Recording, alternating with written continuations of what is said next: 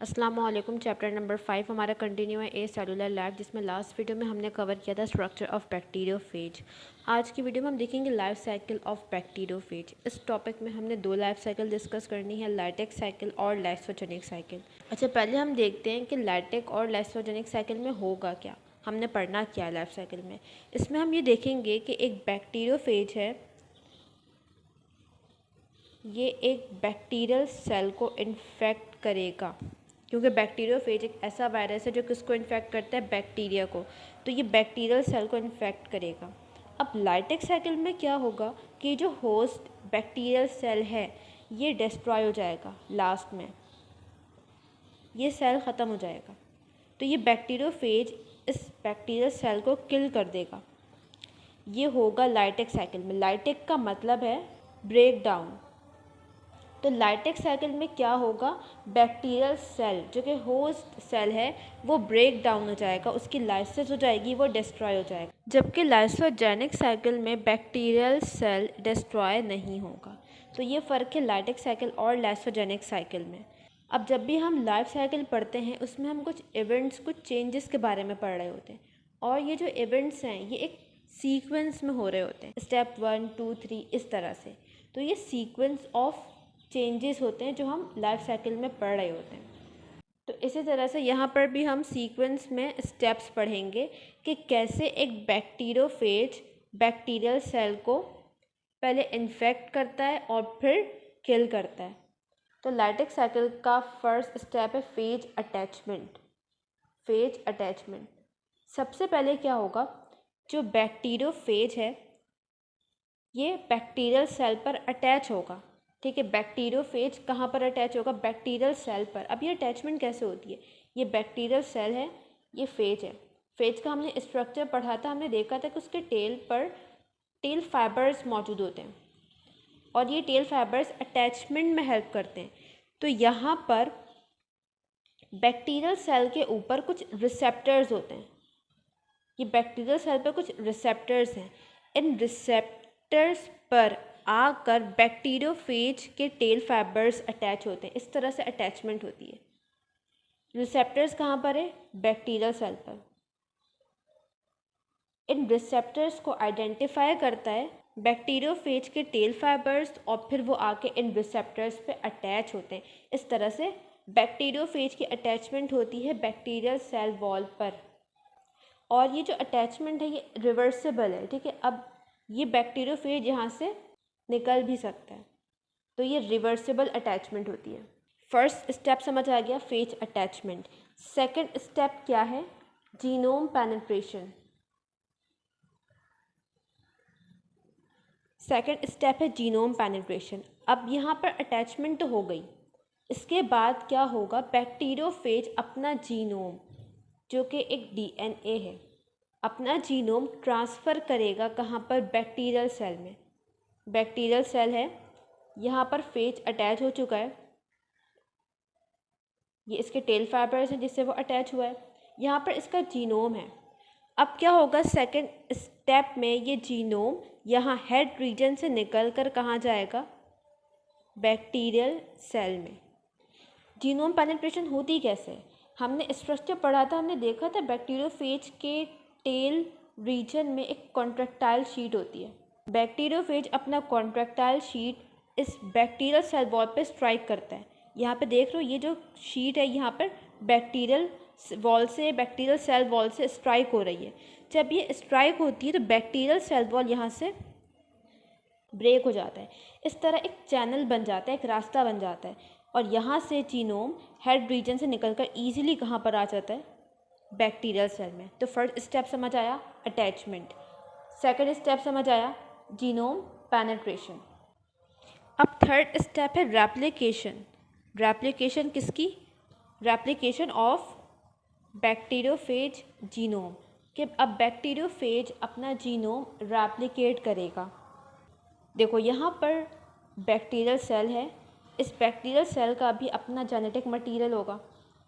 ठीक है, और यहाँ पर फेज ने अपना जेनेटिक मटेरियल भी कहाँ पर ट्रांसफ़र कर दिया है, अब बैक्टीरियल सेल में। ठीक है, अब कहाँ पर आ गया, बैक्टीरियल सेल में। अच्छा, अब यहाँ पर एक और पॉइंट समझो कि जब बैक्टीरियोफेज का जेनेटिक मटेरियल बैक्टीरियल सेल में आ गया तो बाहर क्या रह गया, इसका हेड और इसका टेल पोर्शन। इस पार्ट को हम कहते हैं घोस्ट। ये पार्ट्स ऐसे ही सेल के बाहर रहेंगे, इनका आगे कोई रोल नहीं है। अब जो भी काम करेगा वो कौन करेगा, ये फेज जीनोम करेगा। ये क्या है, फेज जीनोम है। अब जो भी रेप्लिकेशन करेगा, जो भी नए वायरसेस बनेंगे, वो कौन करेगा, फेज जीनोम। अब यहाँ पर एक और पॉइंट समझो कि फेज का जो जेनेटिक मटेरियल है, जीनोम है, वो बहुत ज़्यादा पावरफुल है। इसका क्या मतलब है, इसका मतलब ये है कि जब बैक्टीरियल सेल में ये फेज जीनोम आएगा तो ये उस पूरे सेल को अपने कंट्रोल में ले लेगा। अब उस सेल में जो भी फंक्शंस होंगे वो किसके अकॉर्डिंग होंगे, वो फेज जीनोम के अकॉर्डिंग होंगे। अब यहाँ पर फेज जीनोम के होते हुए बैक्टीरियल सेल का अपना जीनोम काम नहीं कर सकता, क्योंकि ये ज़्यादा पावरफुल है फेज जीनोम। ये सेल की तमाम मशीनरी को, जो भी चीज़ें सेल में बननी हैं, जिस तरह से भी फंक्शन होना है, उसको अपने कंट्रोल में ले लेगा और अपने मुताबिक सेल में फंक्शंस करवाएगा, सेल में नई चीज़ें बनवाएगा। ये पॉइंट समझ आ गया। अब ये फेज जीनोम है। फेज जीनोम क्या फॉर्म करवाएगा सेल में, फेज प्रोटीन्स की सिंथेसिस करवाएगा। डीएनए है ना, डीएनए से क्या बनता है, मैसेंजर आरएनए, फिर उससे क्या बनता है, प्रोटीन्स बनते हैं।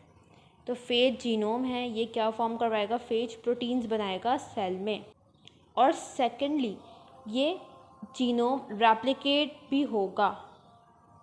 सेल में जो न्यूक्लियोटाइड्स हैं बैक्टीरियल सेल में, अब ये जीनोम उन न्यूक्लियोटाइड्स को यूज़ करेगा और अपने जीनोम को रेप्लिकेट भी करेगा। तो एक तरफ फेज प्रोटीन बना रहा है ये, दूसरी तरफ ये क्या बना रहा है, जीनोम रेप्लिकेट भी कर रहा है। तो हमने पहले भी बात की है कि वायरस बनने के लिए क्या चीज़ें ज़रूरी हैं, दो चीज़ें ज़रूरी हैं, एक प्रोटीन और एक जीनोम। तो एक तरफ प्रोटीन फॉर्म हो रहा है, दूसरी तरफ जीनोम फॉर्म हो रहा है। और अगर ये दोनों चीज़ें फॉर्म हो गई, इसका मतलब क्या है कि अब नए वायरसेस फॉर्म हो सकते हैं ईजीली। तो ये समझ आया, प्रोटीन बनना शुरू हो गया सेल में, जीनोम बनना शुरू हो गया, क्योंकि फेज के जेनेटिक मटेरियल ने सेल के पूरे फंक्शंस को अपने कंट्रोल में ले लिया। यहाँ पर अब प्रोटीन्स फॉर्म होना शुरू हो गया और ये प्रोटीन्स अब मिलकर बैक्टीरियोफेज के पार्ट्स बना रहे हैं। ठीक है, तो ये प्रोटीन्स मिलकर पहले क्या बनाएगा, हेड बनाएगा बैक्टीरियोफेज का। ये बहुत से हेड्स बन चुके हैं। और क्या फॉर्म होगा, टेल पोर्शन फॉर्म होगा। ये टेल्स हैं बैक्टीरियोफेज की। ठीक है, और क्या फॉर्म होता है, टेल फाइबर्स। तो ये कुछ टेल फाइबर्स हैं। तो अभी ये चीज़ें सेल में अलग अलग फॉर्म हुई हैं। हेड अलग फॉर्म हो गया है, टेल अलग फॉर्म हो गई है और टेल फाइबर्स अलग फॉर्म हुए हैं। यहाँ तक हमारा थर्ड स्टेप कंप्लीट हो गया। अब फोर्थ स्टेप क्या है, फोर्थ स्टेप है मैच्योरेशन। फोर्थ स्टेप में क्या होगा कि जो पार्ट्स हैं बैक्टीरियोफेज के, ये असेंबल होना शुरू हो जाएंगे। ये क्या होंगे, एक साथ आना शुरू हो जाएंगे। हेड अलग है, टेल अलग है, टेल फाइबर अलग है। अब क्या होगा, हेड, टेल और टेल फाइबर्स ये असेंबल हो जाएंगे। ठीक है, और इस तरह से फॉर्मेशन होगी न्यू फेजेस की। नए फेजेस इस तरह से फॉर्म होंगे। इस स्टेज पे हमें सेल में क्या दिखेगा, हमें बहुत से बैक्टीरियोफेज दिखेंगे, क्योंकि अब असेंबल हो गए हैं फेज के पार्ट्स। ठीक है, जो न्यू फेजेस बने हैं उससे हम कहते हैं विरियॉन्स। यहाँ पर फोर्थ स्टेप हमारा कंप्लीट हो गया। अब लास्ट स्टेप है स्टेप नंबर 5। यहाँ पर क्या होगा, यहाँ पर होगी लाइसिस। लाइसिस मतलब ब्रेक डाउन। किसकी ब्रेक डाउन, बैक्टीरियल सेल की। देखो यहाँ पर अब नए वायरसेस बन चुके हैं। ठीक है, न्यू वायरसेस की फॉर्मेशन हो गई है। अब ये जो न्यू फेजेस हैं ये सीक्रेट करेंगे एक एंजाइम, लाइसोजाइम। लाइसोजाइम एक ऐसा एंजाइम है जो बैक्टीरियल सेल वॉल को डिस्ट्रॉय करता है। तो ये एंजाइम क्या करेगा, बैक्टीरियल सेल वॉल को डिसॉल्व करना शुरू कर देगा और इस तरह से सेल की ब्रेक डाउन हो जाएगी, बैक्टीरियल सेल डिस्ट्रॉय हो जाएगा। और जब बैक्टीरियल सेल की ब्रेक डाउन होगी, लाइसिस होगी, तब यहाँ से न्यू फेजेस रिलीज़ होंगे।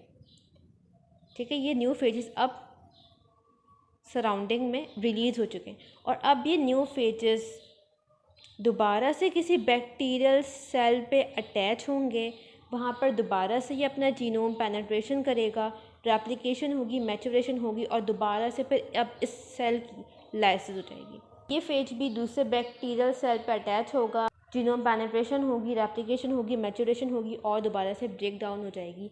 फिर न्यू वायरसेस निकलेंगे, वो दोबारा से अटैच होंगे, पेनिट्रेशन होगी, रेप्लिकेशन होगी, मैचुरेशन होगी, लाइसिस होगी। तो इस तरह से एक साइक्लिक प्रोसेस है कि जो भी इवेंट्स हैं, जो भी हमने स्टेप्स पढ़े, ये एक साइकिल के फॉर्म में हो रहे हैं। ठीक है, पहले क्या हो रहा है, फेज अटैच हो रहा है, फिर पेनिट्रेशन हो रही है, फिर रेप्लिकेशन हो रही है, फिर मैचुरेशन हो रही है और फिर लाइसिस हो रही है। फिर न्यू वायरसेस रिलीज़ हो रहे हैं, दोबारा से अटैचमेंट हो रही है, पेनिट्रेशन हो रही है, रेप्लिकेशन। तो ये तमाम प्रोसेस किस तरह से हो रहा है, एक साइक्लिक मैनर में हो रहा है। और इस साइकिल के लास्ट में क्योंकि सेल की ब्रेक डाउन हो रही है, लाइसिस हो रही है, तो इसी वजह से इस साइकिल को हम क्या कहते हैं, लाइटिक साइकिल। ये कौन सी साइकिल है, लाइटिक साइकिल। दूसरी साइकिल है लाइसोजेनिक साइकिल। इस साइकिल के लास्ट में ये होगा कि बैक्टीरियल सेल डिस्ट्रॉय नहीं होगा। ये डिफरेंस है लाइटिक और लाइसोजेनिक साइकिल में। ठीक है, इसका फर्स्ट स्टेप सेम है as lytic cycle. First step में क्या होता है, बैक्टीरियोफेज आकर बैक्टीरियल सेल पे अटैच होगा और अपना जेनेटिक मटेरियल सेल में इंजेक्ट कर देगा। तो ये है लाइसोजेनिक का स्टेप 1, अटैचमेंट हुई और पेनिट्रेशन हो गई, ये हो गया स्टेप 1। अब सेकंड स्टेप से डिफरेंस आना शुरू होता है। लाइटिक साइकिल में क्या हुआ था, पेनिट्रेशन के फ़ौरन बाद जीनोम रेप्लिकेशन शुरू हो गई थी। ठीक है, यहाँ पर ऐसा नहीं होगा। यहाँ पर जब जेनेटिक मटेरियल, जब जीनोम सेल के अंदर आएगा, ये वायरल जीनोम है, ये बैक्टीरिया का अपना जीनोम है, अपना जेनेटिक मटेरियल है। ठीक है, अब यहाँ पर होगी इनकॉर्पोरेशन। यहाँ पर जो फेज जीनोम है ये इस बैक्टीरियल जेनेटिक मटेरियल के साथ मिल जाएगा। ठीक है, अभी यहाँ पर अलग है। अब क्या होगा, ये फेज जीनोम यहाँ पर आकर अटैच हो जाएगा इस तरह से। बैक्टीरिया के जेनेटिक मटेरियल के साथ फेज जीनोम इनकॉर्पोरेट हो गया, उसके साथ कंबाइन हो गया, मिल गया। अब यहाँ पर एक नया जेनेटिक मटेरियल बन चुका है, इसे हम कहते हैं प्रोफेज। ये क्या है, प्रोफेज है। ठीक है, जब बैक्टीरियल जेनेटिक मटेरियल के साथ फेज का जीनोम कंबाइन हो जाएगा तो उस जेनेटिक मटेरियल को हम क्या कहेंगे, प्रोफेज। अब यहाँ पर क्या होगा, देखो जिस तरह से बाकी सेल्स रेप्लिकेट करते हैं उसी तरह से बैक्टीरिया भी रेप्लिकेट करता है। ये एक बैक्टीरिया है, ये रेप्लिकेट होकर डिवाइड हो जाएगा और इससे 2 बैक्टीरियल सेल्स फॉर्म हो जाएंगे। ठीक है, तो अब ये वाला जो बैक्टीरियल सेल है ये भी रेप्लिकेट करेगा। जब रेप्लिकेट करेगा तो ये 2 सेल्स में डिवाइड हो जाएगा। सेल डिवाइड हो गया, सेल के साथ जो उसका जेनेटिक मटेरियल है वो भी डिवाइड होता है। वो भी पहले रेप्लिकेट होता है और फिर एक कॉपी इस सेल में जाती है और एक कॉपी इस सेल में आती है। तो जब ये जेनेटिक मटेरियल रेप्लिकेट होगा ना, तो बैक्टीरियल जीनोम के साथ, क्योंकि फेज का जीनोम भी मिला हुआ है, तो अब बैक्टीरियल जीनोम की रेप्लिकेशन के साथ साथ और क्या रेप्लिकेट हो जाएगा, फेज का जीनोम। ये वाला पॉइंट समझ आया। जब बैक्टीरिया अपना जीनोम रेप्लिकेट करेगा तो साथ में, क्योंकि फेज का जीनोम भी अटैच है, तो ये भी रेप्लिकेट हो जाएगा और एक कॉपी इस सेल में जाएगी, एक कॉपी इस सेल में जाएगी। तो यहाँ पर भी जो जेनेटिक मटेरियल आएगा इन दोनों सेल्स में, उसमें बैक्टीरिया वाला जीनोम भी होगा और साथ में वायरल जीनोम भी, फेज जीनोम भी होगा। ये था स्टेप 3 जिसमें रेप्लिकेशन हो रही थी। यहाँ पर फेज जीनोम ने अभी तक कुछ भी नहीं किया, ये अभी तक साइलेंट है। इसने कोई प्रोटीन फॉर्मेशन नहीं की, कोई अपना जेनेटिक मटेरियल रेप्लिकेट नहीं किया, कोई सेल के फंक्शंस को अपने कंट्रोल में नहीं लिया। अभी तक ये किस फॉर्म में है, ये साइलेंट है, ये कुछ भी नहीं कर रहा। ये है लाइसोजेनिक साइकिल। अब इसके बाद क्या हो सकता है, इसके बाद स्टेप 4, इसमें ये होगा जब भी कंडीशंस अनफेवरेबल होगी, ठीक है, सराउंडिंग कंडीशन जब भी बैक्टीरिया के मुताबिक नहीं होगी, तो उस केस में क्या होगा, ये फेज जीनोम एक्टिवेट हो जाएगा और अब ये सेल को अपने कंट्रोल में ले लेगा, सेल को इसने अपने कंट्रोल में ले लिया और अब ये लाइसोजेनिक साइकिल शिफ्ट हो जाएगी लाइटिक साइकिल में, क्योंकि अब फेज जीनोम एक्टिव हो चुका है, इसने सेल के तमाम प्रोसेस को अपने कंट्रोल में ले लिया है। तो अब यहाँ पर जीनोम रेप्लिकेशन होगी, अब यहाँ पर प्रोटीन फॉर्मेशन होगी, फेज के डिफरेंट पार्ट्स बनेंगे, वो असेंबल होंगे, फिर एंजाइम रिलीज़ होगा और फिर लाइसिस होगी। तो अभी तक लाइसोजेनिक साइकिल में क्या था, जो फेज जीनोम था वो साइलेंट था, वो कुछ नहीं कर रहा था। लेकिन जब कंडीशंस अनफेवरेबल हुई तो क्या हुआ, लाइसोजेनिक साइकिल शिफ्ट हो गई लाइटिक साइकिल में। अब यहाँ पर वही सारे स्टेप्स होंगे जो लाइटिक साइकिल में होते हैं। यहाँ तक समझ आई तमाम पॉइंट्स लाइफ साइकिल के।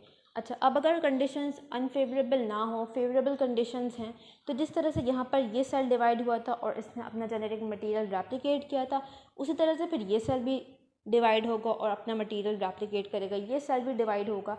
इस तरह से आगे जितने सेल्स बनते जाएंगे इन फेवरेबल कंडीशन, उन तमाम सेल्स में ये फेज जीनोम जाएगा, लेकिन वो साइलेंट रहेगा।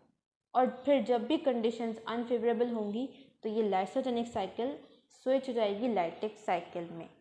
ठीक है, तो यहाँ पे हमारा टॉपिक कंप्लीट होता है लाइफ साइकिल ऑफ बैक्टीरियोफेज का।